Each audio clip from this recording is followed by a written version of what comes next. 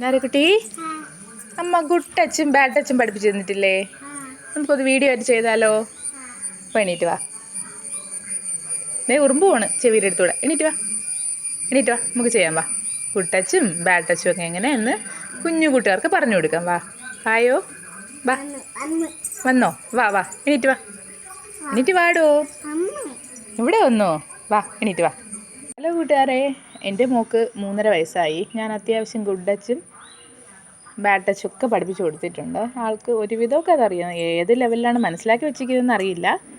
അപ്പം നമുക്കതൊന്ന് നോക്കാം. കുഞ്ഞാ, good, good, bad, good, bad, good.